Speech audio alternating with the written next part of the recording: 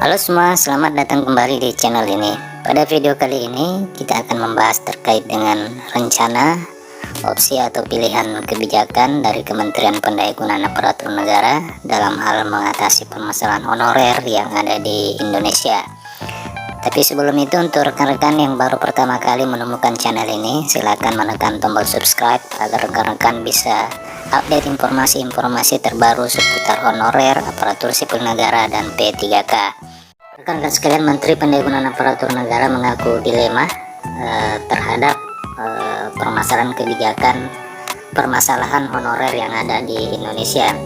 Dia menyampaikan bahwa mengangkat semua tenaga honorer akan memberatkan pemerintah, karena berdasarkan data terakhir per 5 Oktober tahun 2022, rekapitulasi hasil data tenaga non-ASN di tahap finalisasi pada portal pendataan non-aparatur sipil negara yang telah dilaksanakan beberapa waktu yang lalu itu sekitar berjumlah 2.215.542 orang. Data tersebut terdiri dari 335.639 daftar tenaga non-ASN di lingkup instansi pusat dan 1.839.903 orang di lingkup instansi daerah. Di sisi lain, Kementerian Pendayagunaan Aparatur Negara menyatakan bahwa publik juga ingin memiliki aparatur sipil negara yang lincah, cepat, dan berstandar internasional. Nah, rekan-rekan sekalian, saat ini Kemenpan telah memiliki 3 opsi penyelesaian tenaga honorer.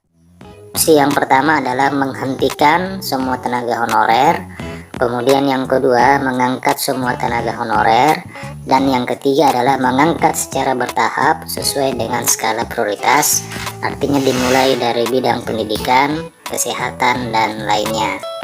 Ketiga opsi ini masing-masing memiliki kelemahan dan kelebihan. Lainnya itu, Kemenpan terus berkoordinasi, termasuk berkoordinasi dan membicarakan hal ini dengan Dewan Perwakilan Rakyat, Kementerian Keuangan, dan organisasi pemerintahan daerah seluruh Indonesia. Untuk opsi yang pertama, artinya seluruh honorer diangkat menjadi aparatur sipil negara, baik PNS maupun P3K. Pilihan kebijakan ini menurut Kemenpan yang diharapkan oleh seluruh tenaga honorer. Namun menurut Kemenpan, opsi ini memiliki dampak negatif karena akan membebani keuangan negara.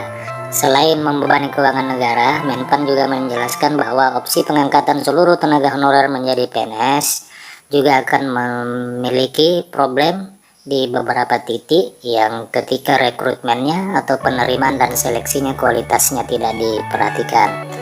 Kemudian opsi kedua adalah tenaga honorer diberhentikan seluruhnya sesuai amanah Peraturan Pemerintah Nomor 49 Tahun 2018.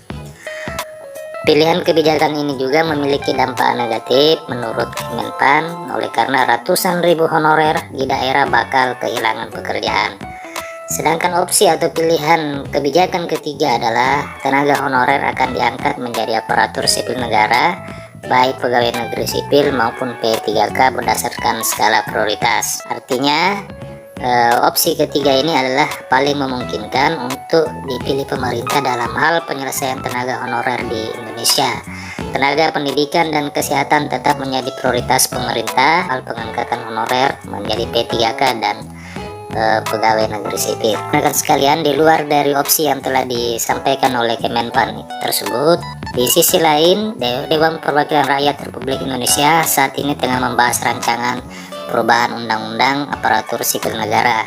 Salah satu poin penting dalam perubahan undang-undang tersebut adalah pengangkatan tenaga honorer dengan masa kerja tertentu menjadi PNS melalui tes, validasi, dan kelengkapan administrasi.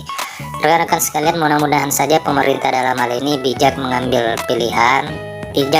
kebijakan agar seluruh tenaga honorer yang ada di Indonesia yang telah mengabdikan dirinya, kebijakan tersebut dapat berpihak kepada seluruh tenaga honorer Indonesia yang kita tahu selama ini menjadi penopang kinerja pemerintahan. Rekan-rekan sekalian, demikian informasi yang bisa saya bagikan pada video kali ini. Terima kasih telah menyaksikan. Sampai jumpa di video berikutnya.